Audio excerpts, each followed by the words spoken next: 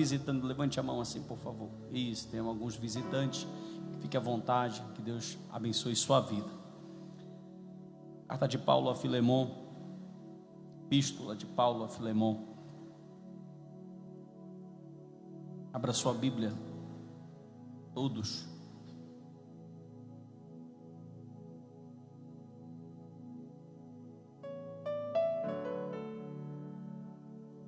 Que Deus, mais uma vez, pela sua infinita misericórdia, fale com a sua igreja.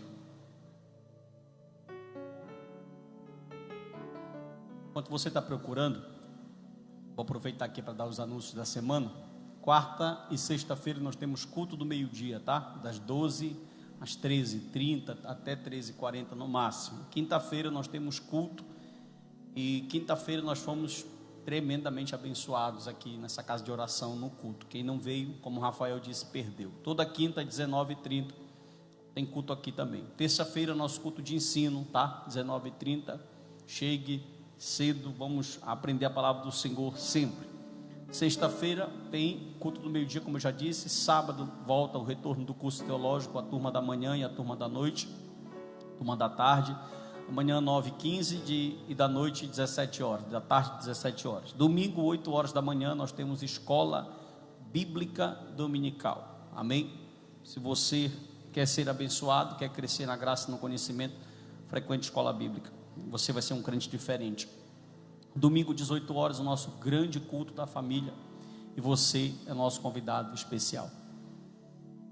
Você está vendo eu me remexer todo aí sim, toda hora assim, é a coluna que está uma benção. Geralmente quando ela está assim, Deus usa mais. Amém?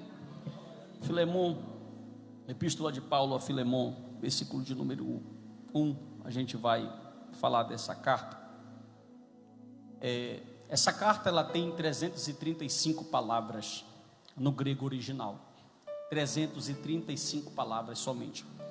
Ela é chamada de carta individual. Há uma organização e há uma vontade do Espírito de Deus, porque a maioria dos estudiosos vão dizer que essa epístola, que para muitos não é epístola, outros vão chamar ela de bilhete. Alguns estudiosos dizem que Filemon é um bilhete de Paulo a um certo indivíduo. Olhe para mim, por favor, com a sua Bíblia aberta, olhe para mim. E essa carta ela ganhou uma preferência do Espírito, porque as cartas paulinas, as 13, elas eram cartas lidas nas comunidades. Só que os estudiosos que defendem que essa carta, ela não é na mesma proporção das outras cartas, que se preocupam com doutrina, com ensinamento, eles vão dizer que esse bilhete que foi destinado a Filemon, para você já saber de cara quem era, ele era um homem, provavelmente um homem rico, dono de terra e dono de escravos. Ele era o dono do famoso escravo Onésimo, que é de quem Paulo vai escrever a carta para que Filemon recebesse Onésimo como um irmão em Cristo, não mais como escravo. Olhe para mim.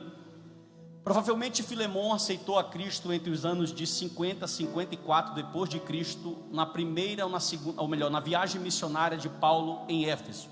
Provavelmente foi na cidade de Éfeso, na região do Vale do Lico, que está ali, Éfeso, Colosso, Laodiceia, nessas cidades, que esse homem se convertera ao Evangelho através da vida de Paulo.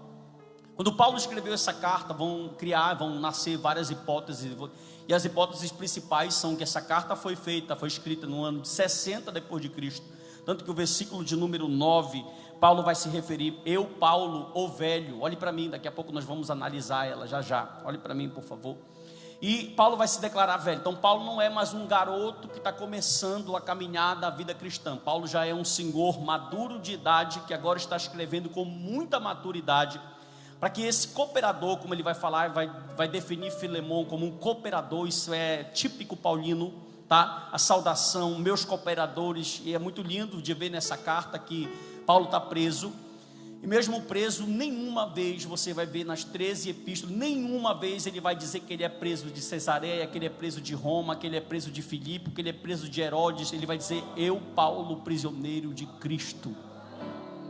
Amém? Isso é típico dele. Filemon, ele era um homem rico, como eu disse, que aceitou Jesus. E ele, Onésimo, que é esse escravo, a palavra Onésimo, ela tem um trocadilho, porque ela pode significar no grego, no original, útil ou favorável. E do versículo 11, Paulo vai fazer um trocadilho com isso, dizendo assim: olha, para ti, outrora ele não é mais útil, mas para mim agora ele é útil. Paulo vai fazer um trocadilho com o nome dele, porque Onésimo significa último. Entende-se, Dr. Russell Shedd, Dr. F.F. Bruce, que são estudiosos do Novo Testamento, vão dizer o seguinte: Onésimo provavelmente fugiu de Filemon, viu? E ele foi procurar asilo ou em Roma, que era a capital, onde tinha cerca de, segundo o Dr. Luiz Saião, Roma nesse tempo tinha cerca de 1,5 milhão de pessoas. 1,5 milhão de pessoas há 2.000 anos atrás. Então era muito fácil se esconder num lugar que tinha muita gente assim, né? E Onésimo foi se esconder nesse lugar, foi para ali buscar asilo. Existem 3 leis, precisamente, para a escravidão no mundo antigo. A lei ateniense, ou a lei greco-romana, a lei dos gregos diz o seguinte: se o escravo, com a concessão, com o consenso da família, ele pode ser pego e pode, se a família entrar em consenso e achar por certo, o escravo pode sim receber asilo na casa de alguém.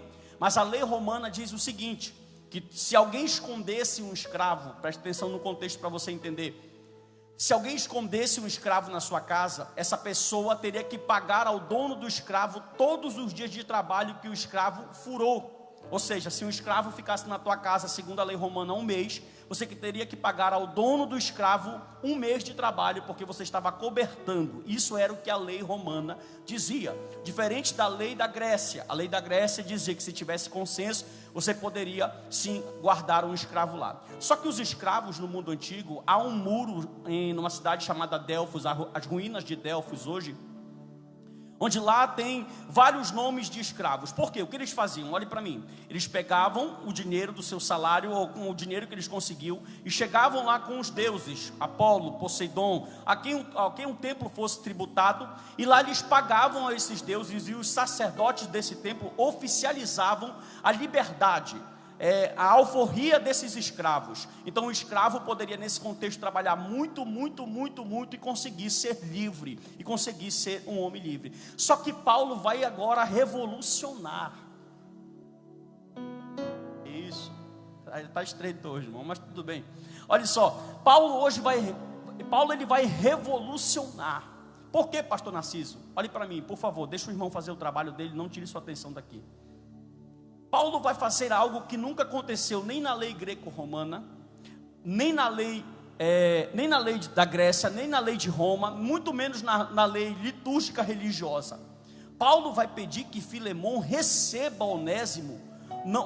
Segundo a lei romana, outro ponto que eu tenho que falar e tenho que frisar, o senhor que pegasse um escravo fujão, ele poderia bater muito nesse escravo, açoitar muito esse escravo, e a lei dava para ele o poder de até mesmo crucificar esse escravo, se ele quisesse. É interessante que quando você pega a Bíblia, olhe lá agora comigo, Filemon, por favor, aleluia, e você observa a partir do versículo de número 8, o esboço dessa carta vai ser assim, do versículo 1 ao versículo 3 vai ser a saudação de Paulo, pode olhar nela. Do verso 4 ao verso 7 vai ser ações de graça e o elogio de Paulo a Filemon. Do versículo de número 8 até o versículo de número 20, você vai ver Paulo pedindo para que Filemon receba Onésimo. E o versículo de número 21 ao versículo de número 25 são as saudações finais. Então nós temos 25 versículos nessa carta, nessa epístola, ok? Ok ou não ok? Beleza, olhe para mim, vamos aqui então entrar na carta e vamos ver o que Deus quer falar conosco nessa noite. Olha só, já é típico, como eu disse, verso 1, eu Paulo prisioneiro de, quando ele fala, ao meu amado Filemon, olhe para mim, o crente que ele ganhou lá em Éfeso, colaborador do ministério de Paulo. Paulo tinha, sempre a gente tem, ou melhor, nós temos que frisar um ponto aqui, Paulo sempre leva a fatia do bolo maior. Mas se você pegar a história do capítulo 10 até o capítulo 28 de Atos dos Apóstolos, todas as cartas paulinas, porque Paulo nunca foi ingrato. Quem é ingrato às vezes são os pregadores.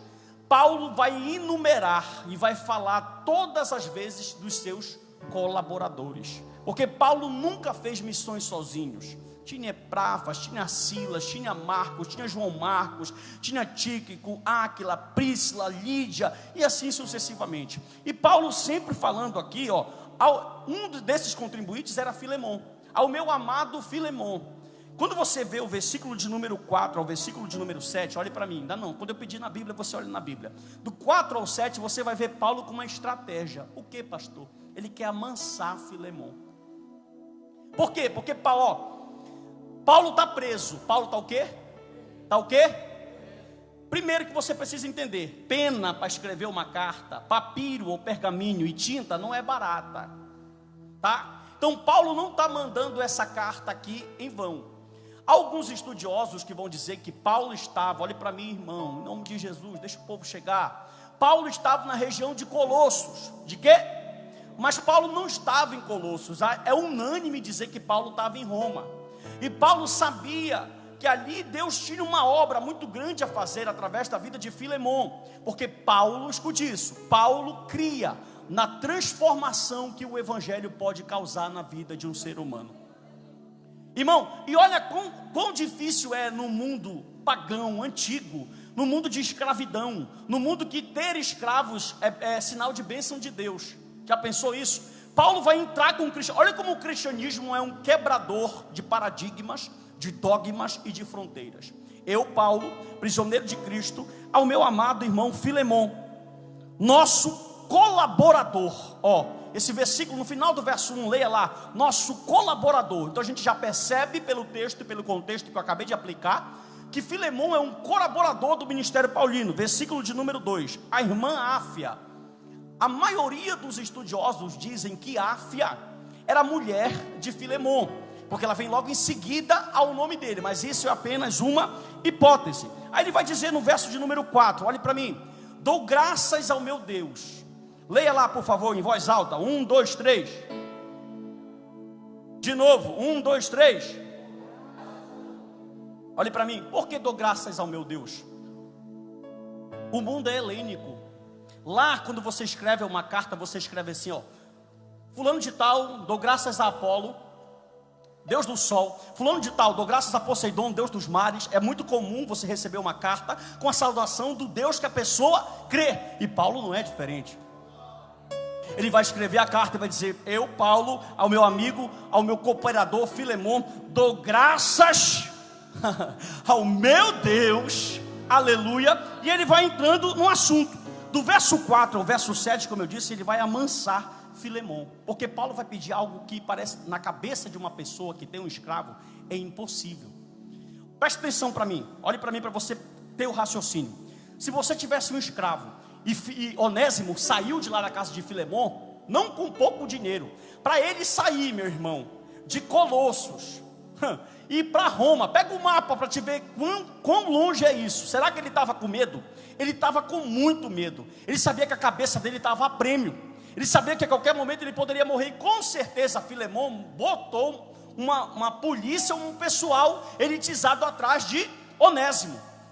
Só que o versículo, Paulo vai amansar, porque o que Paulo vai pedir, o que era que o escravo, olha só, se você tivesse uma grande quantia de dinheiro, teu escravo roubasse, o que era que você ia fazer com o escravo? Você é crente, não se esqueça, Filemon é crente. Mas o que era que você ia fazer com o escravo? No mínimo, você ia mandar açoitar ele. Sim ou não? Então Paulo vai preparar o caminho aqui, porque o que ele vai pedir para ele, como eu disse, é um pedido revolucionário. O que Paulo vai pedir, só o cristianismo pôde implantar mesmo na sociedade. Por quê? Porque as leis não eram favoráveis ao escravo. Aí Paulo vai dizer o seguinte, versículo de número 8, leia comigo por favor. Paulo intercede em favor de Onésimo. Quem encontrou, diga amém. Pois bem, ainda que eu sinta plena liberdade em Cristo para te ordenar o que convém, prefiro todavia solicitar em nome e no amor, sendo que sou Paulo o velho, e agora até prisioneiro de Cristo. Olha o 10. Sim, solicito-te em favor do meu filho Onésimo, que gerei entre algemas. Olhe para mim, imagine Filemon lendo isso aqui. Filho, uma vírgula. Você não entendeu. Para Paulo ele é filho gerado na fé, mas para Filemon ele é um ladrão fajuto que pegou o dinheiro dele e rasgou. Agora ele está recebendo a carta, Caio, e Paulo está lá dizendo assim, olha Onésimo, tu sabe orar? Presta atenção. A história vai dizer que esses dois se encontraram numa cadeia. Paulo conheceu Onésimo numa prisão. E Paulo não estava só na prisão. Leia comigo o versículo de número 23 e 24. Olha o que diz: saúdo-te também, Epáfras, prisioneiro comigo em Cristo Jesus, Marcos, Aristarco, Demas, Lucas, meus cooperadores. Paulo estava preso, mas mesmo preso, ele falava assim: eu estou preso. Talvez você não saiba, só fala se você dá glória. Isso, está melhorando. Talvez você não saiba, mas Paulo sempre teve um desejo de pregar em Roma. Só você ler as cartas. Por várias vezes ele tentou ir em Roma e Deus impediu. Não é o tempo, não é a hora. Porque Paulo tinha um desejo de pregar para a polícia elitizada, a guarda pretoriana.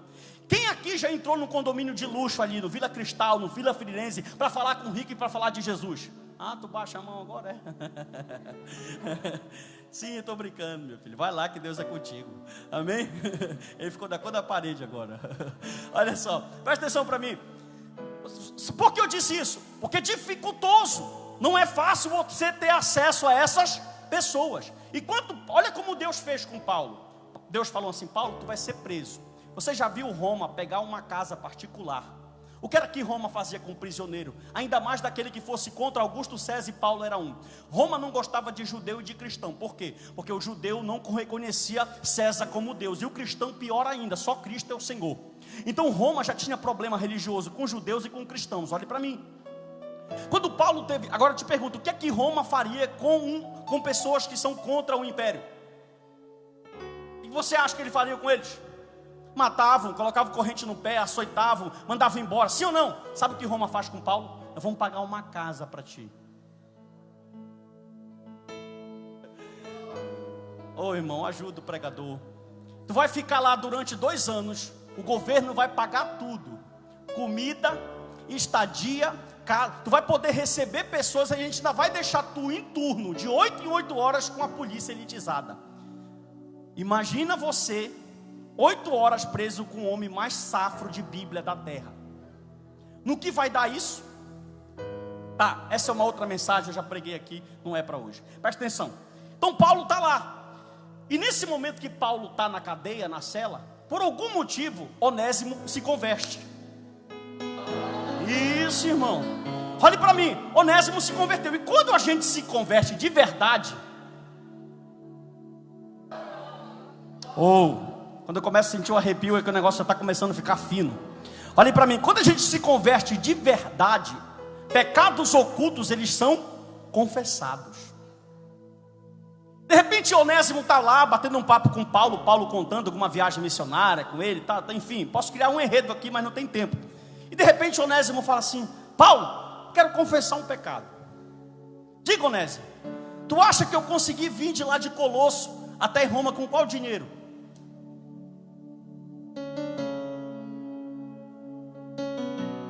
No mínimo tu teria que trabalhar muito para te pagar a passagem, porque a viagem realmente é longa. Vou confessar, Paulo, eu roubei meu patrão. Nada que o sangue de Jesus, né, irmão? Não dei o jeitinho, sim ou não? Aí ele na conversa vai, conversa vem, como Paulo. Aí que tá o bom de você ter um pastor que é missionário e bíblico. Porque na conversa, Paulo pergunta: como era o nome dele? Filemon. Aí Paulo fala: tu nem sabe, é meu filho na fé. Ô irmão, tu nem sabe, rapaz, é meu filho na fé. Certo? Certo. E agora? Tu tem fé, Onésimo? Tem? Pega uma pena aí. Na cadeia, viu? Pega uma pena aí, me dá um pergaminho aqui, me dá uma tinta que eu vou escrever para ele. E Paulo era um homem culto, era um homem intelectual, era um homem sábio. Tanto que ele começa, do verso 4 ao verso... Vamos ler, olha lá, olha como ele vai amansando. Dou graças ao meu Deus, lembrando-me sempre de ti nas minhas orações. Olha como ele já começa. Filemon, eu sempre lembro de ti, rapaz, nas minhas orações. Verso 4, verso 5. Estando ciente do teu amor e da fé que tens para com o Senhor Jesus e todos os santos, para que a comunhão da tua fé se forme eficiente no pleno conhecimento de todo o bem. Ele faz todo aquele caqueado de alguém que vai querer pedir alguma coisa. Amém ou não amém? A gente pode ilustrar, tá? E Filemão está aqui, já chorando. Paulo escrevendo e ele já... Por quê? A cabeça dele que está em versículo de número 7. Por irmão, falando para Filemão: tive grande alegria e conforto no teu amor, porquanto o coração dos santos tem sido reanimado por teu intermédio. É igual, acho que Filemão pegando isso, já lendo assim, né? Fala assim: esse homem mesmo é paizão na fé. Aí ele continua a leitura, aí lá vem, verso 8. Segura, Filemão. Pois bem, ainda que eu sinta plena liberdade em Cristo para te ordenar o que convém. Olha, irmão, eu acho lindo esse texto. Olhe para mim aqui. Verso 8, olhe para mim, todos. Verso 8, Paulo vai lá em cima e fala assim: tu sabe que eu sou apóstolo. Tu sabe que a minha patente é... E se eu quisesse agora, eu não ia te pedir, eu ia te mandar. Só que Paulo sabe que quando a pessoa faz mandado, obrigado, não é de coração, não tem o mesmo efeito. Uma coisa é você ir porque o pastor mandou, outra coisa é você ir porque o céu te ordena a fazer isso. Versículo de número 9, ó. Prefiro todavia solicitar-se em nome do amor, sendo que sou Paulo, o velho. Paulo já era um senhor, e agora até prisioneiro de Cristo. Aí 10, ó. Sim, solicito-te em favor do meu filho Onésimo. Eu acho que nessa hora Filemão pega a carta e faz assim: ah, ladrão. Olha só, irmão, do meu filho Onésimo. Acho que Filemão pensou assim: filho Paulo, porque não foi a tua finança que ele mexeu. Aí ele continua lendo, olha só, presta atenção para mim. Versículo 10: do meu filho Onésimo que gerei entre algemas. Versículo 11. Agora olha esse texto: ele antes te foi inútil, atualmente porém é útil a ti e a mim. Esse verso 11, olhe para mim, não lembra ninguém? Lembra quem? Você e eu. Antes do evangelho você era inútil.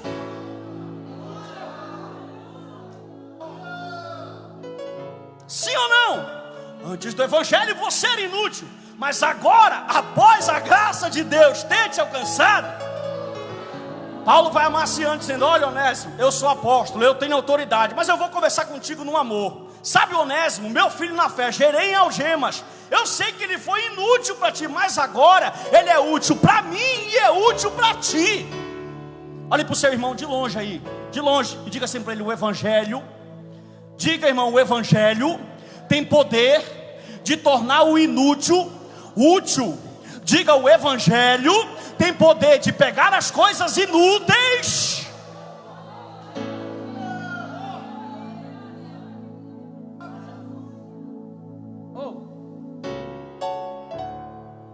Beleza.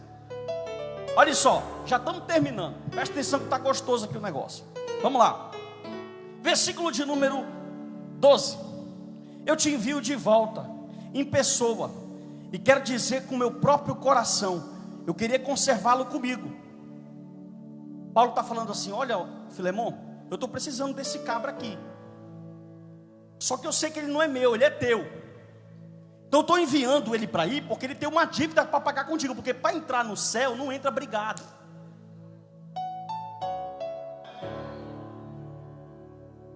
Eu acho que Deus está falando com mais irmãs aí, olha. Quem entrar no céu, mas tem... Olha Marcos, capítulo 16 de Atos. Paulo brigou com Barnabé, porque Barnabé queria levar Marcos. Paulo bateu o pé, falou: não vai. Na outra viagem, a gente estava pronto para ir, ele deu para trás: agora eu não quero, vai eu e Timóteo, vai eu e Silas e Timóteo, te vira Barnabé para lá. Só que lá na segunda carta de Timóteo, no capítulo de número 4, antes dele morrer, ele fala assim: passa lá e traz Marcos.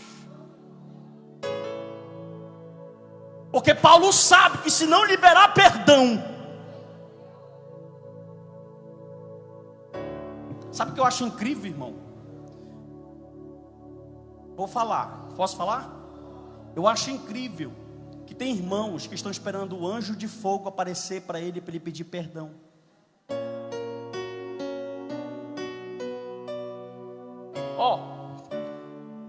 A vida financeira não presta, a vida espiritual não vai para frente, não cresce, porque está cheio de mágoa. Mágoa mata, mas a cruz sara.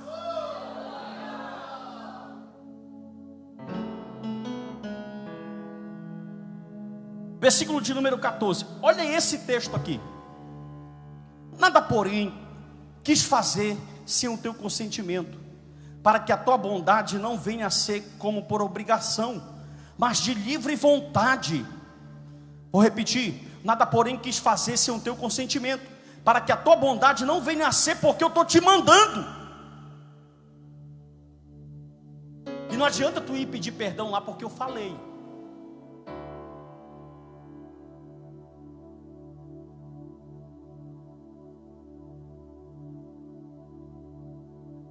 Irmão, olhe para mim. Olha a nomenclatura que tu usa para falar para o cara. Desculpa, cara não, a palavra chula. Olha a nomenclatura que tu usa para falar para a pessoa que está sentada do teu lado. Irmão. Olha o peso disso. Irmão. Amém ou não amém? Versículo 15. Antes de você ler o versículo de número 15, eu tenho algo aqui, ó. Paulo tinha autoridade para ordenar a Filemon, mas não ordenou. Versículo 9. A maturidade nos tempos atrás traz experiência. Quem está pedindo aqui é Paulo velho. Versículo 10. Meu filho Onésimo. Tá, já foi útil. Versículo 11. Versículo 14, que nós acabamos de ler. Mas queira que fosse voluntário. Paulo queria que fosse voluntário, não porque ele estava pedindo, sim ou não? Aí a nova proposta do cristianismo, ó. Versículo de número 16. Já estamos terminando. Não como escravo. Vamos ler o 15 e o 16. 15. Pois acredito que ele veio a se afastar de ti temporariamente, a fim de que o recebas para sempre. Não como escravo, antes muito acima de escravo, como irmão caríssimo ou amado, especialmente de mim, com a maior razão que tem na carne, quer no Senhor. Irmão, imagine Paulo escrever. Olha para mim, a pessoa no mínimo tem que estar muito transformada, porque Filemon não vê a hora de encontrar um Onésimo para pegar o pescoço dele e pá, vem cá seu ladrão do inferno que roubou. De repente ele recebe uma carta falando perdoa.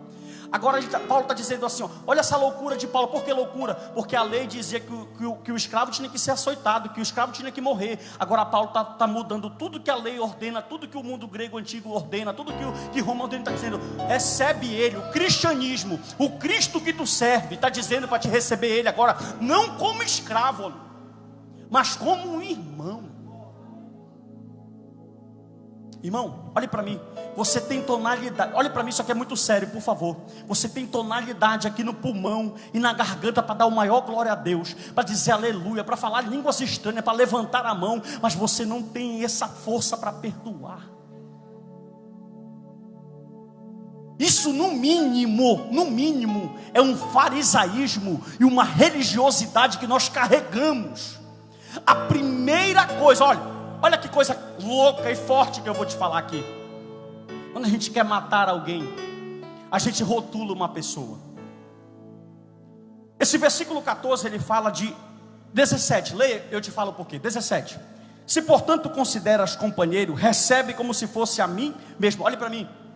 Esse versículo 17 fala de envolvimento pessoal. Olha como é a nossa geração. Nós, cristãos, a gente não quer se envolver com ninguém. Ela que arrumou o problema, ela que se vire. Eu não tenho nada a ver. Plantou que colha. Paulo estava arriscando a amizade dele com um colaborador chamado Filemon. Mas Paulo é cristão, e ele sabe que cristão não rotula a pessoa como tal coisa. Olha, quando a gente quer matar uma pessoa, a gente rotula. Quando tu quer excluir uma pessoa do teu convívio, tu fala assim, aquela fofoqueira. Porque automaticamente tu está excluindo a pessoa. Aquele mentiroso. Nós rotulamos a pessoa. Paulo podia fazer isso. Ele podia olhar para Onésimo e falar assim, Onésimo, te vira, cara. Filemon é o meu cooperador. Eu não vou me meter em bronca por causa de ti. Eu nem te conheço direito. Mas Paulo está tão cheio de Deus. Isso é uma bufetada na nossa cara. Viu, irmão? Isso é uma bofetada na nossa cara, nós que nos dizemos cristãos. Porque nós temos um senso de justiça lá em cima, quando é para o próximo. Quando é para julgar o pecado de alguém, nós nos tornamos mais que fariseus. E Paulo falou assim: Filemon, Onésimo, a tua luta é a minha luta, a tua prova é a minha prova. Estamos juntos, é o mesmo Deus, é o mesmo Senhor. Deixa que eu vou escrever para ele. Quando ele fala, leia o verso 17, por favor. Se portanto, Filemon, me considera companheiro, recebe como se... Olha o que Paulo está colocando. Meu irmão, ele está colocando o caráter dele em jogo por um escravo.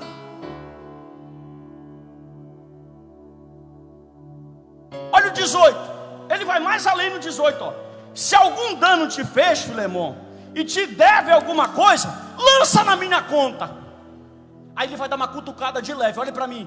Aí no verso seguinte, no final ele olha e fala assim: porque se tu não sabe, Filemon, tu me deve muito. Lê para te dar glória. Versículo de número 19. Eu, Paulo, de próprio punho escrevo: eu pagarei, para não te alegar que também tu me deves até a ti. Uma cutucadinha de leve. Não esquece, Filemon, que tu me deve. O que, pastor? Ele devia só a salvação aqui. Porque Paulo foi o canal que Deus usou para Filemon ser rico, não na terra, mas no céu. Ele está dizendo assim: olha, eu tenho crédito contigo, eu quero fazer uma cobrança. Paulo não está pedindo por ele. Paulo está entrando aqui num devocional. Leia aqui comigo de novo o versículo 18 e 19. 18, vai até o 20. E se algum dano te fez, ou se teve alguma coisa, lança tudo na minha conta. Eu, Paulo, de próprio punho escrevo: eu pagarei. Ele está falando assim: quanto é que Onésimo te deve? Põe na minha conta lá. Pode receber ele. Não recebe mais como escravo. Não põe mais corrente no pé dele. Não manda ele mais para o sol quente.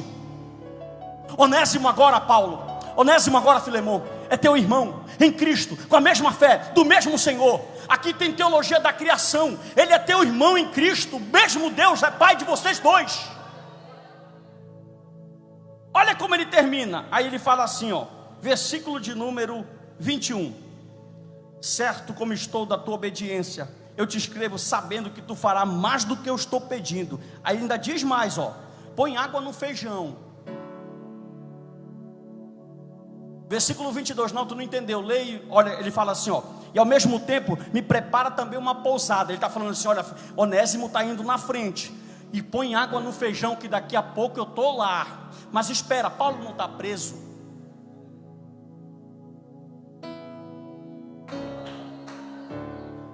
Como é que ele está pedindo para ele preparar um aposento na casa dele, colocar água no feijão, que ele vai chegar se ele está preso? Porque Paulo acredita na oração.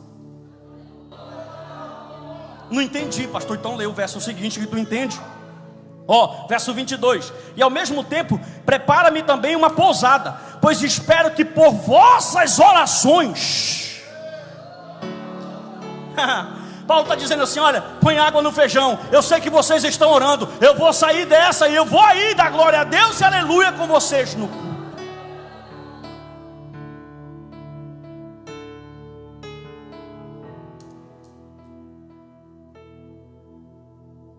Versículo 23 e 24 para terminar. Ele escrevendo de próprio punho: saúdam-te Epáfras. Olha que texto, irmão. Prisioneiro comigo em Cristo Jesus. O homem está preso. Paulo está num cárcere. A cabeça de João Batista fala até hoje. Cortaram a cabeça dele, mas a mensagem que ele prega é eterna. Versículo 24.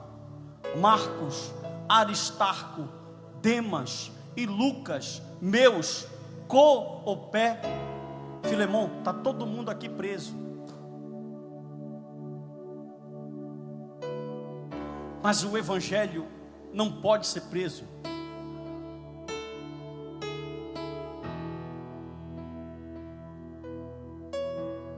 Quando eu estava estudando hoje para pregar esse texto, eu já terminei, já fechei aqui. Eu estava dizendo: Senhor, me perdoa. Eu preciso tanto ser transformado por Ti. Eu preciso tanto ser mudado. Eu preciso tanto inserir coisas do cristianismo na minha vida que eu ainda não tenho.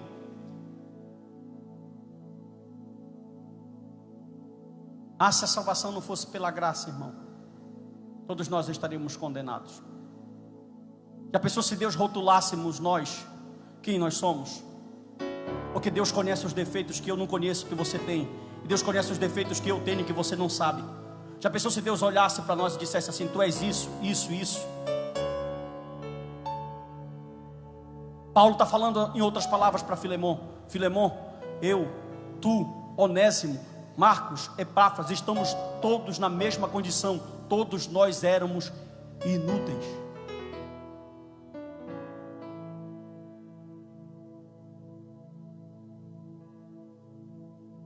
Essa mensagem é uma mensagem que Deus traz hoje ao nosso coração, para que você saia daqui pensando assim: ó, eu preciso consertar isso, isso, isso. Eu preciso perdoar quem fala mal de mim. Eu preciso conviver sem hipocrisias com pessoas que eu sei que não gostam de mim. Eu, como pastor há 6 anos aqui dentro dessa casa, e falo isso transformado por Deus e com temor no coração, sei de inúmeras pessoas que estão inclusive aqui, que não gostam de mim, que não me suportam, mas tenho que conviver com eles. E você não é diferente de mim.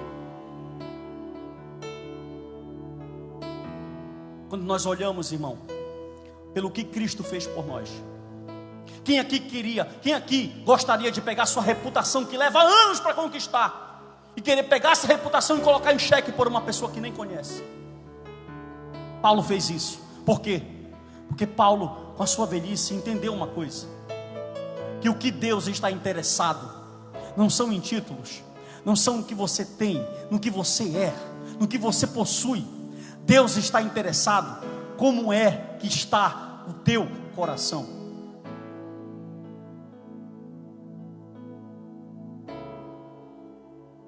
Você pode ficar de pé? Eu não entendo